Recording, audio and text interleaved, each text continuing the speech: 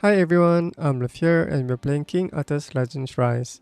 So in today's video, I'll be going over the list of heroes that has the most impact on my account. Let's start off with the rare heroes followed by legendary and then uncommon. So the first rare hero that I will discuss would be Anguish. So as you know, right, Anguish is famous for one thing, which is his chill debuff. So on his default relic, right, which is called this Careless Judgment, it looks like a nice spear, frosty spear. He has this A3 skill called Piercing Stab.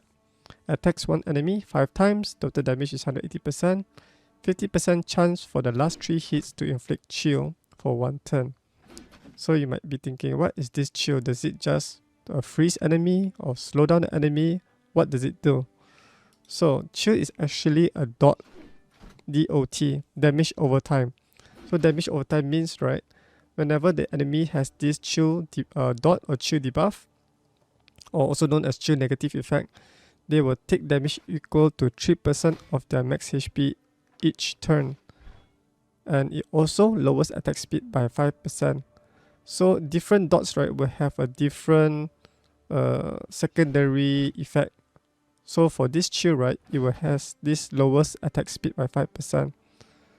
So with this, having knowledge of this ability, right, this makes him specially useful in one of the dungeons that many people use to farm, which is Gorgos. So let's head over there. So what makes Anguish special for Gorgos dungeon? So Gorgos, as we know, is a place where we farm gold coins as well as EXP potion, and this is the only boss, right, that does not have one of the passive skill that reduces dot damage. As you can see here, right, Gorgos innate immunity allows him to gain abnormal status immunity. This one is basically allows him to not being crowd control with stun, sleep, freeze, those things.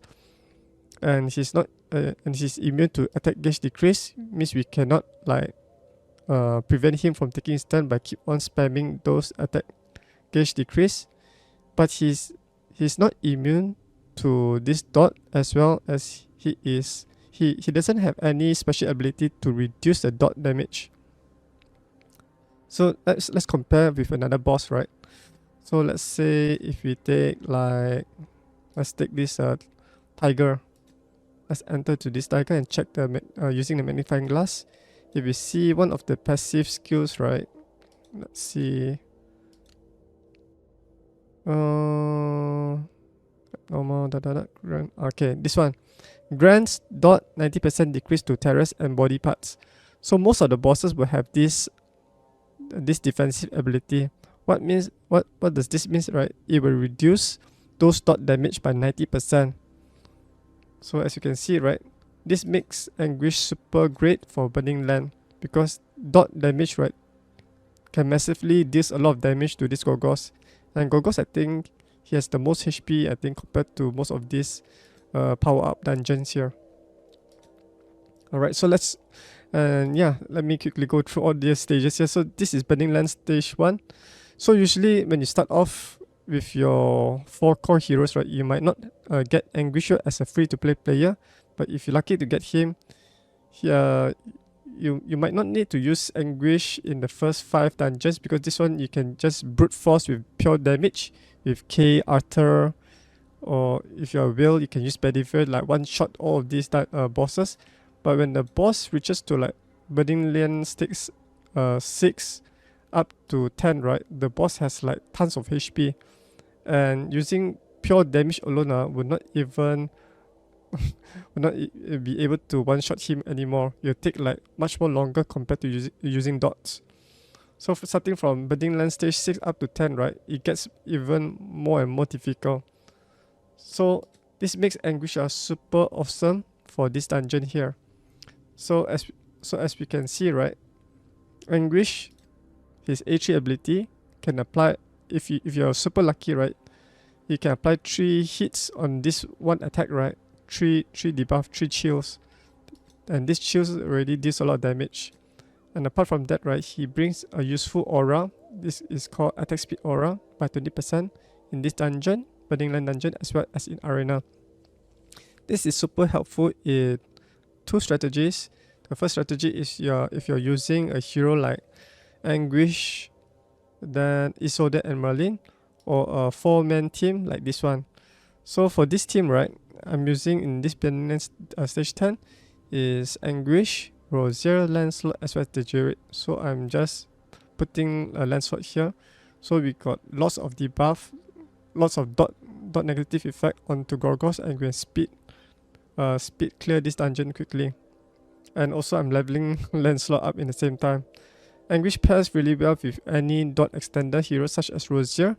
Rosier can extend those shield debuff, allowing this team to deal massive amount of damage. And apart from that, right, if you are really lacking of heroes that deals damage, you can also use him in Frozen Plain. So for instance, right, now I'm currently at Frozen Land stage 9. I happen to clear it quite quickly, around about 2 minutes and 15 seconds. And you might not believe that I'm using Anguish in this scenario. So I'm pairing Rosier with Anguish, so we can stack a lot of dots.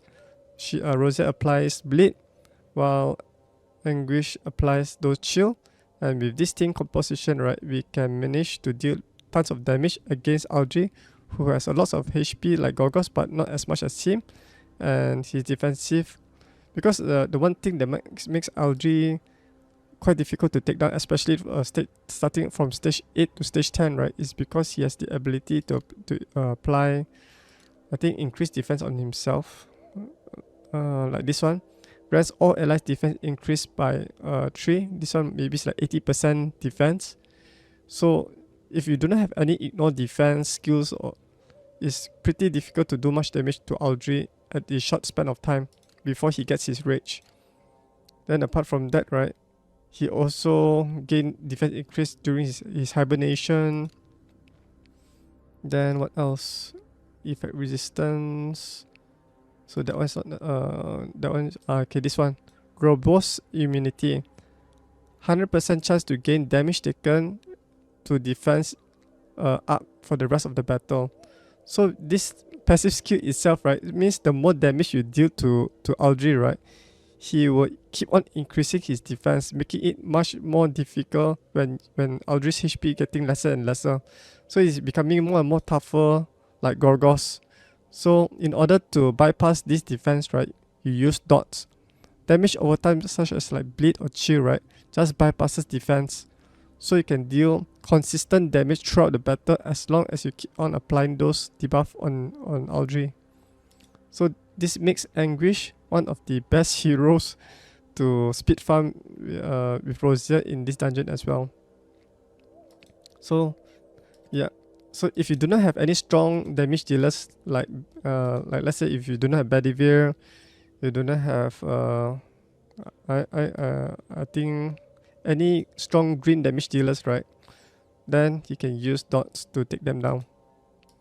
Alright, so that's basically it for Anguish. Let's move on to the next rare hero that I have on my account, and that is Aklon. So Aklon is one of the rare heroes who can consistently apply recovery disruption. So as you can see here, right, Stormy Fangs attacks one enemy 2 times, total damage is 140% attack, then 70% chance to inflict recovery disruption for 2 turns. And apart from that, she also has a passive skill called Deep Well. When attacking, 100% chance to inflict recovery decrease, which pairs really well with her A2. And then when attacking targets inflicted with defense decrease, right, 80% chance to inflict recovery disruption for 2 turns. So this makes her pairs really well with any heroes that can apply defense decrease. So which boss, right, that recovers HP a lot? So I was talking about Aldri, right? So Aldri is the only boss in this game, right, that recovers HP. So let's head over to the power-up dungeon. Go to this Frozen Plain. and let's enter it. So we were just talking about Frozen Plain, about Anguish. So let's check out what are the unique skills in Aldri. So if we see here, right, I think is his hibernation. Let me find that skill. Wait, did I miss it?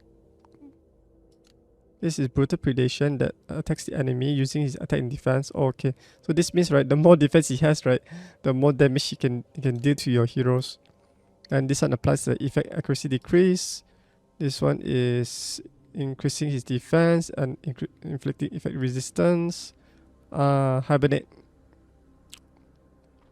Alright, this one. So this is the unique skill of Aldri. Charge attack must be charged for 2 turns. So he will take 2 turns, and then he will gain this recovery rate proportional to lost HP. So how much HP he lost, right, he will fully recover them. So if you do not bring any heroes that can apply recovery disruption, which basically means like anti-heal, basically anti-heal, Aldri will just recover his HP up to 100%. So in order to counter this hibernate, right, you either need to destroy Aldri within the 2 turns during his hibernation, or you can stall his recovery by using what's it called, anti-recovery or recovery disruption, which is called in this game. So currently I have Akolon in the leader position because I need her to provide her attack aura, which is attack 30%. So basically she's the only hero that has this leader aura for this team. So yeah, Aldri is here because of her A2 skill, Stormy Fangs, that apply this recovery disruption. And with the help of her passive skill, right, we can consistently apply that recovery disruption to prevent the boss from recovering HP after he hibernates, after he wakes up from his hibernation. And yeah, she's the only hero. If you equip her with a vigor set, right, she can consistently spam this A2. There are other heroes in this game, right, who can also apply recovery disruption, such as like Morgan. So if you were to look at Morgan here, let's check out her skills. So this one has a 70% chance to apply recovery disruption, but it's only for 1 turn. And this one is a damage taken increase for 2 turns. So you can use Morgan here, but not at the highest stage, because first thing is she's a weak affinity. As you can see here, right, in this logo, this Frost is strong against Flame, and this means that Frost will deal 25% more damage and will receive less 15% damage from Morgan. You know, my Morgan is pretty squishy, and Aldri can just one-shot any heroes, right, that is weak affinity at like stage 8 to stage 10. Is super strong. So I don't recommend using the Morgan's default relic in this scenario. So I rather prefer to use a hero that has like a default relic, which is Storm, for Aldri here. Alright, so Alkaline has helped me, right, to farm all of these stages, to farm all of these mythic star seed, legendary star seed, rare star seed, and those uncommon star seed, to upgrade those to awaken those relics, to unlock those level caps. Yep, so Alkaline is like a staple for Aldri. Alright, so let's move on to the next hero. And who's the next hero? Let's see. Okay, we have already covered. Oh, I think it already resets the heroes here. So I've talked about Anguish and then Akolon. So the third hero that has the most impact on my account is Rosier. So Rosier, she's like she's not like the early game that can help you starting in early, but she's more of a kind of like mid to late game hero that can help you speed up the game. The reason why I state that is because she needs her Chivalry 8 to extend those dot. This is what makes her uniquely powerful, especially in the dot department. So if you check her Chivalry here, right, you can see with the Chivalry 8, Unquenchable Bloodlust, Hook of Death enhances fresh crimson blood to Blood Frenzy. What this means is, whenever attacks, right, 100% chance to inflict bleed on a single enemy for 1 turn. If target has bleed, increases duration of all dot effects inflicted on enemies by 1 turn. So whenever she attacks an enemy with bleed, right, she extends those dots. Not just bleed, but all dots, including burn, chill, bleed, shock, poison, scorch, lightning strike. I have not seen lightning strike before, but mostly commonly is the burn and chill. Chill and bleed. Burn, I think, is from Lancelot. Shock, poison, scorch, and lightning strike. I have not seen any heroes that is applying this.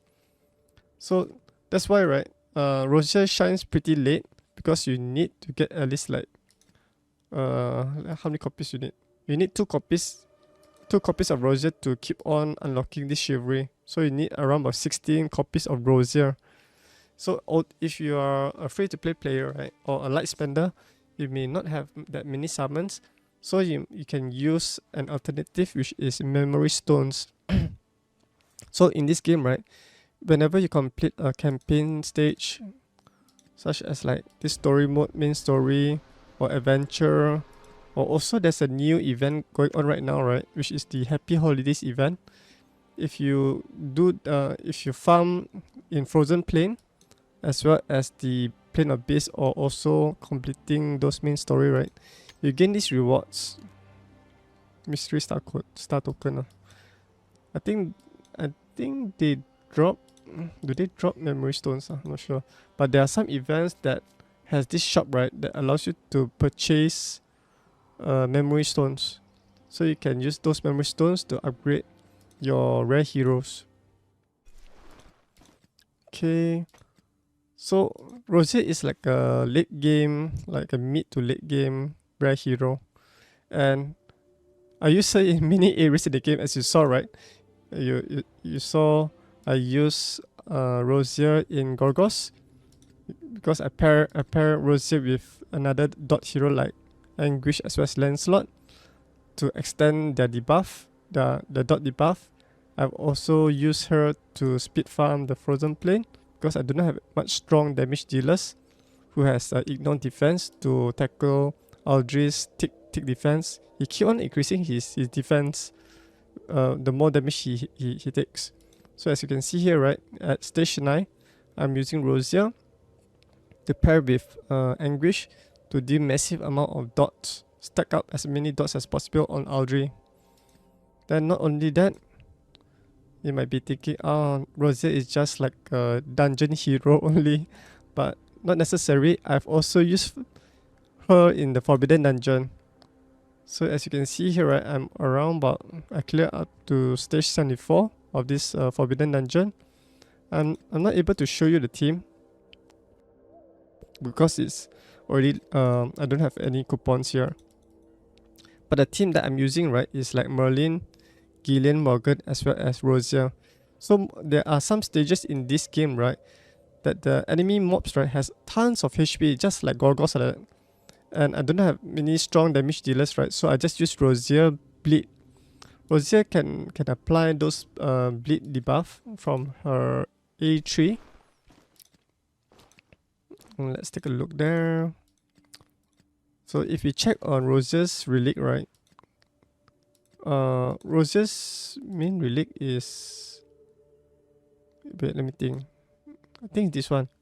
So Rosier's main relic is Storm, but I mainly use her flame. This one you need to summon her flame relic, or you can purchase it from the shop, the exchange shard shop for the relic. But I luckily got this from the flame relic summoning ticket. So Rosier's flame relic is what makes her superbly special. So as you can see here, Bloody Festival must sacrifice 10% of max HP to use. Attacks one enemy 5 times. Total damage 355% attack. But yeah, although this skill can deal a lot of damage, right? But her main ability is this one. 70% chance for last 2 hits to inflict bleed for 1 turn. Then 20% chance to charge Rosier's attack gauge by 100% and trigger this Hook of Death. So this Hook of Death deals damage attack to all enemies. Deals damage attack to all enemies and 50% chance to apply bleed. So this one apply a lot of bleeds, and then she can also extend it. And then this bleed, right, deals damage based on enemy max HP as well. So and it also allows her to deal more damage to them. So the more bleed they have, Rosier will be able to do more damage to them. and it also helps your other damage dealers, right, to do damage, more damage to them as well. So currently I max out Rosier's Flame Relic as well as this Relic.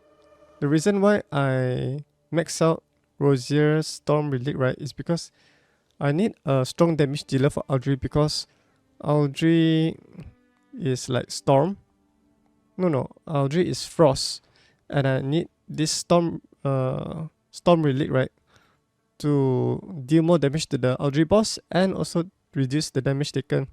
Plus this Relic, right, although it does not do a lot of bleeds, but at least with the stronger element or stronger affinity, right, it allows Rosier to survive in the harsh battle against Audrey, especially at level floor 8 to floor 10 of the dungeon stages. Oh yeah, I think I forgot to talk about Archelon's Chivalry. So Archelon's Chivalry, right, you need to have her Chivalry 3, I think. This one, Chivalry 3 for Archelon. Where is it? Okay, sorry, not Chivalry 3, Chivalry 4.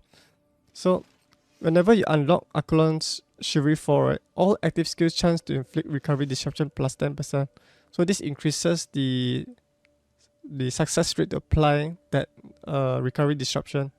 So you can have a more consistent dungeon run, because you can always expect that recovery disruption can be always placed. So do take note that if you want Archelon to be super successful, you need to get at least 8 copies of her plus 1 copy as the base to get this recovery disruption, or you can just use memory stones. Alright, so I'll be using Rosier in Gorgos, in Aldry, in Forbidden Dungeon, and also other dungeons other dungeons that you can think of, because she's also a damage dealer. So there are some enemies in this dungeon, right, that are immune to bleed. So as you can see here, right, Apollyon 9. Previously I was using her here, but I think she doesn't do much damage, because the boss, right, has a unique skill that is I think there's one, not sure, is it this dragon? There's one dragon that's immune to dots. Okay, this is not the boss. Is it the other dragon? Let me find the other dragon. Is it Arcellus? Let's check it out. Oh yeah. So although, right, Arcellus is a storm affinity, which is a neutral affinity like Rosier's Storm, or you can use Rosier's Flame Relic, right? She's not able to apply her bleed stat because, right, this boss grants all allies dot immunity. So this counters Rosier's unique ability to apply bleed. So instead of using Rosier here, right, because the boss is immune to dots, you should bring other heroes that is just dealing pure damage.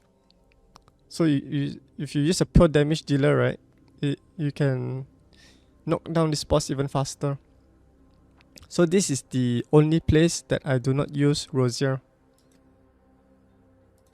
Previously I was using Rosier for this Apollyon stage, but I think I better use K here, because K's gear, right, is more focused on damage rather than distributing her stats point into effect accuracy.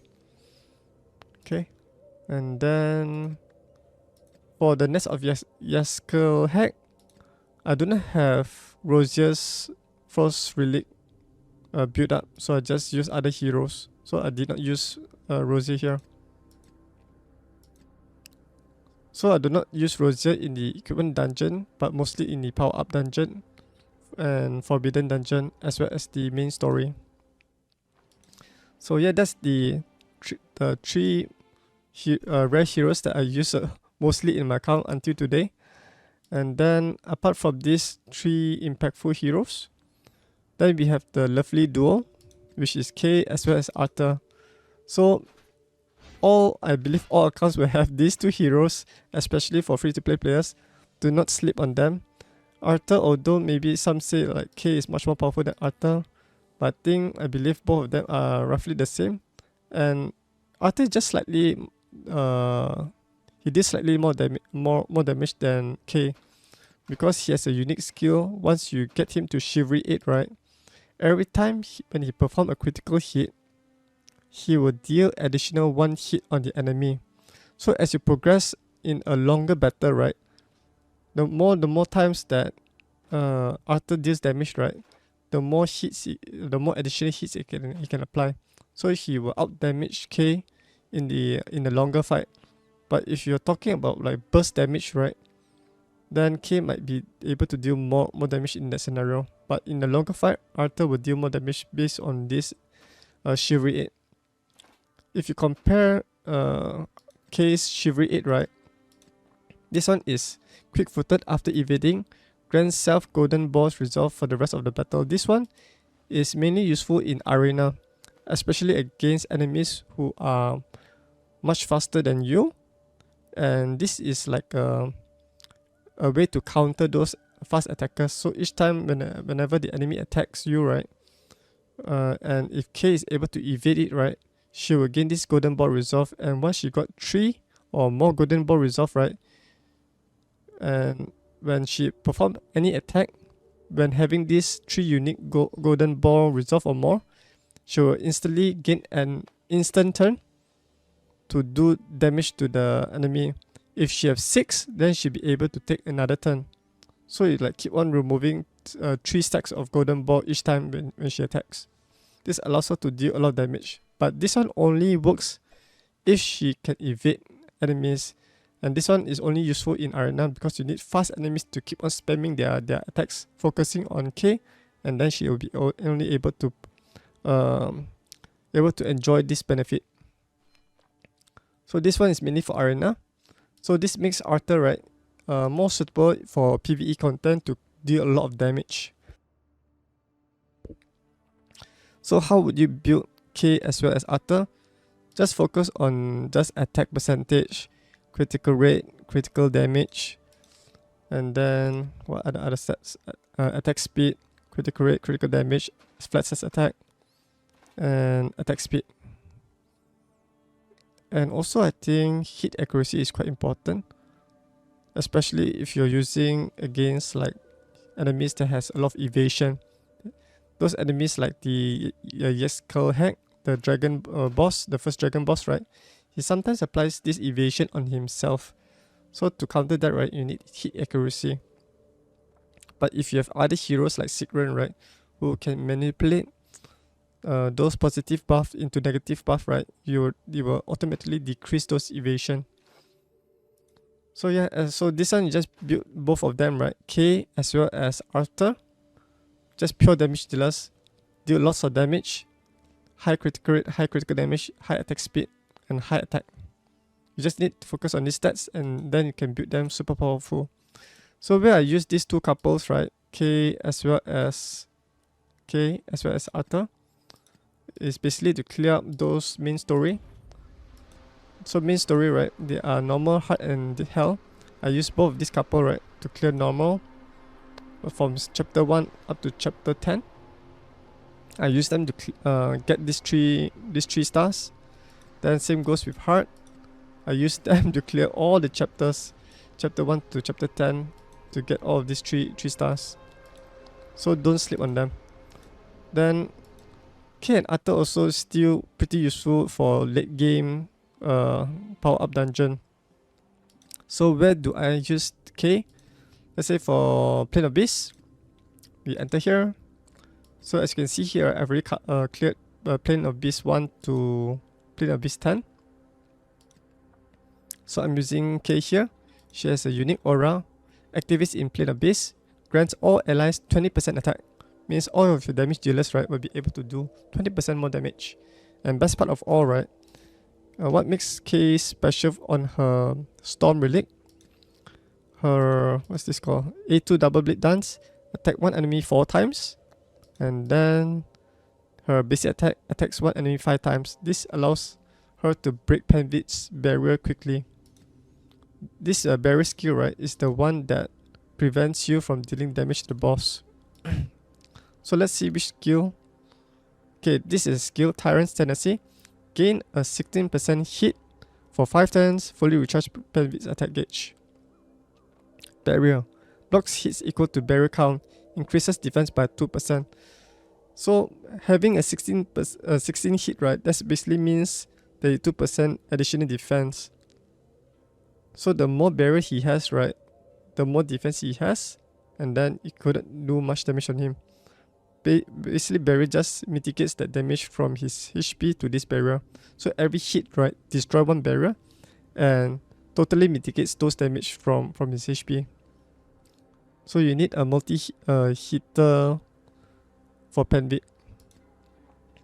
Rosier also plays an important role here, because Rosier, I think I did not cover this, but basically Rosier's attack also can break Penvit's shield pretty quickly.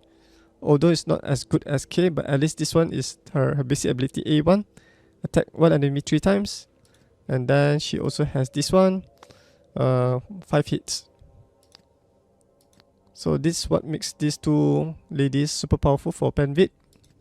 And then I think that's the only place I use for the high stages for this power-up dungeon. And then let's talk about equipment dungeon.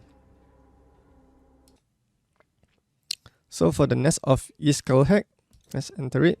So I'm currently at stage 9 of this Fire Dragon. So as you can see here, right, I'm using Arthur Frost Relic. His basic relic is the Flame, but if you want to do more damage to this boss, right, you need to use Frost.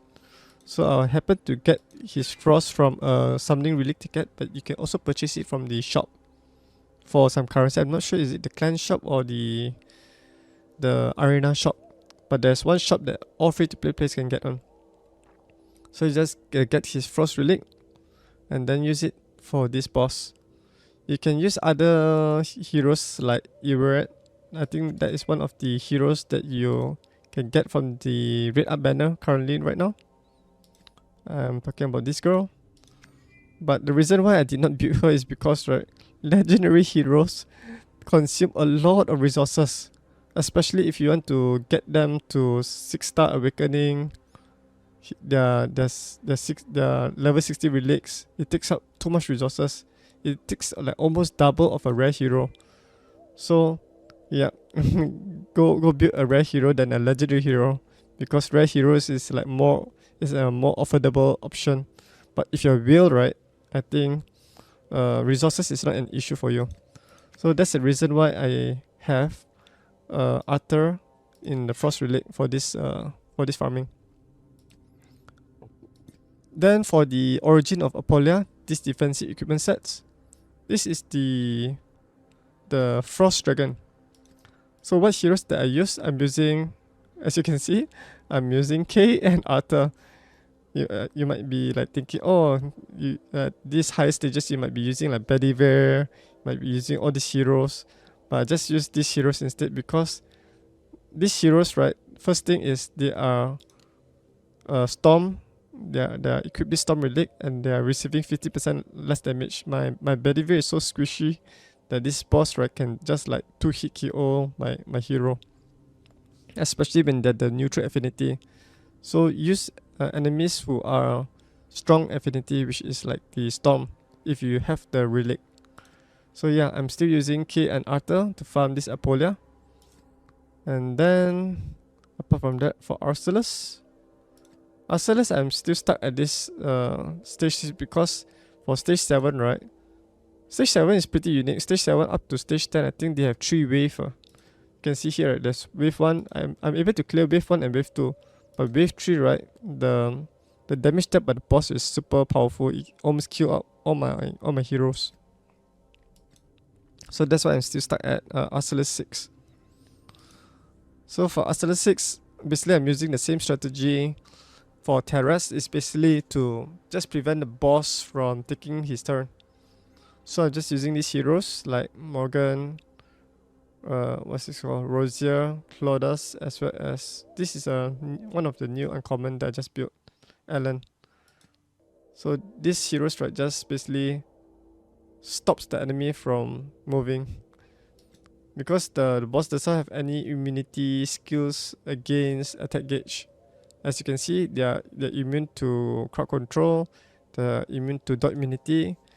They increase the damage based on how much hits they take. So try, if you do not have any attack gauge decrease champions, right, and you use multi-hit heroes like Tristan, K, then these heroes, right, these enemies will be able to do more and more damage. So that's the reason why I don't use K here and Arthur. Actually, you can use Arthur, but I think this team, right, is quite useful and fast. Okay, so I think these are the two areas that I use to farm, using Arthur to farm this dungeon as well as K. And then apart from that, we can use K and Arthur to clear the early stages of Forbidden Dungeon, and also to help you to clear some of the stages in the Favor Dungeon as well. And finally, I have already used up all my coupons here. So basically, you can also use these two couples to clear up the Master of Death as well as this Master of Apocalypse. Alright, so let me go over some honorable mentions for healers in the game, because we shouldn't forget that healers are the ones that keep our damage dealers keep on surviving to do more damage to the boss and take them down. And it also helps them to keep everyone safe. So the first hero that I'll be talking would be Sarah. So what makes Sarah great is because of her healing. She provides tons of healing from her A3. As you can see here, right, her A3 altruistic prayer heal all allies 11% of Sarah's max HP. This one provides tons of healing compared to most of the rare healers in the game. And apart from that, right, if you gear her with a bigger set, her special disinfectant, right, can keep on pumping up lots of healing, because this one, right, is 7.9% of Sarah's max HP. So if you build Sarah with tons of HP, like 30 to 35,000 HP, right, with high recovery, she's able to, you know, knock out 7,000 pure healing to all of her squishy allies, quickly replenishing their HP after receiving a significant amount of damage from the boss AoE attack. Plus, right, this one removes one debuff. And as an early game player, right, when I was looking at this this description, I thought, oh, this one can remove any debuff in the game, but not. So do take note in mind that this debuff that is stated in this skill description, right, is not necessarily covering all negative effects. It basically referring to any debuff, right, that decreases the stats of the heroes, like decreased attack, decreased attack speed, decreased defense, and those sort of things. It does not include dots damage over time. So that's why I was like wondering how come she's not removing dots from Gorgos. Alright, I think she was my second healer that I got. The first healer that I got, right, was Turin. But when I built these two heroes, right, I found out that Sarah is dishing out more healing compared to Turin as well as Isolde. So yeah, as an early game player, build Sarah first, because Sarah's pure healing, right, is much more compared to Isolde as well as Turin. So let's quickly go over Turin. So what makes Turin... Oh no, let me fully cover up Sarah first. So apart from healing, right, what makes Sarah super good is her passive skill. But this passive skill, right, you will not be able to get this to be maxed out first, because you need to spend a few days at the Master of Apocalypse. So what I mean by Master of Apocalypse, if we head over to the restricted area, if we head over to the Sealed Temple, you notice this monster tree enemy, as well as this Chrome Crutch, this annoying dragon snake. This is the place where we farm the passive hero passive skills, and you need these passive skills, right, to upgrade those skills that you need. So if you go back to Sarah's passive skill, which is this one, agonizing cuts, you need those resources from the Master of Death, right, to level up this skill. So once you level up this skill, right, you'll be able to bring the cooldown from 3 turns to 1 turn. This is really, really important.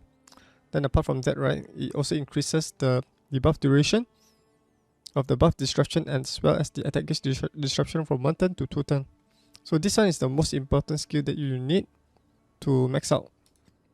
For this one, is somewhat useful, basically for the healing part, especially against enemies who likes to apply those decreased defense debuff. Okay, but what makes Sarah super useful in mid to late game is her agonizing cuts. So where do we use these agonizing cuts is in, I think, 2 areas in the game. The first area that I can think of is the power up dungeon, Shrine of Storms. So if you hit here, right, Shrine of Storm 7, I'm using Sarah here to counter Terra's attack gauge.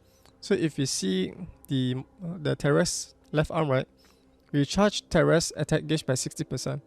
This allows the boss to keep on going more and more faster because with the help of this. And also, right, the boss can apply attack speed to himself as well. So using Sarah, right, we can prevent this left arm to provide attack gauge to the boss, and we can also prevent the boss from gaining this attack speed increase too. So this makes Sarah super powerful in this terrace. And apart from that, you can also use Sarah in Frozen Plain. So I'm using Sarah here to heal as well as to counter Aldri's defense increase. So as you can see here, right, Aldri is famous for his defense stats. The more defense he has, the more damage he can deal. So as you can see here, his basic attack, Brutal Predation, gives a 75.5% attack plus 58.4% defense. And he has a skill, most of his attacking skills, right, as you can see, his A2 also deals damage based on defense. Then skill 3 also deals damage based on defense. And he can apply himself a AoE defense increase 3. And Sarah is able to counter this by having the buff disruption, right? The boss will not be able to apply this defense increase 3 to himself. And then your Rosier as well as Anguish, right, can deal a lot of damage to this boss. Then, yeah, the boss will not be able to gain this defense increase 2 as well. Yeah, I think it's very, very useful here. So this makes Sarah super useful in this dungeon. She can heal, and she can also prevent the boss from taking buff.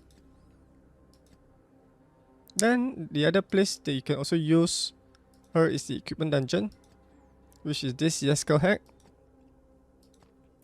So currently I'm using Sigrun because I want more damage dealers to like speedrun this boss. But let's say if you do not have Sigrun, you can use, because Sigrun is there, right, because she has a skill that applies mark. See this mark? And if you see the boss skills, right, the boss has a skill that is weak against mark. Where is the mark? Yeah, this one. Vigor of the Flame Dragon. When attacking, gain hit accuracy increase by 1. If the Yeskel hack has 1 mark, remove 1 buff. If Yeskel hack has 3 more mark, trigger ability switch. If Yeskel hack has 3 or more mark, gain buff disruption. So there's too many conditions, right, just to get the buff disruption. What if you have a hero that can directly apply the buff disruption and preventing the boss from gaining any more buff? This is where Sarah comes in. So rather than relying on applying marks and more marks, the simplest solution to this is just use Sarah. Just plop Sarah in. I think she doesn't. Oh, then grant all allies 20%, but it's only for storyline. So don't use her in the leader position. Maybe just use her in the second spot here.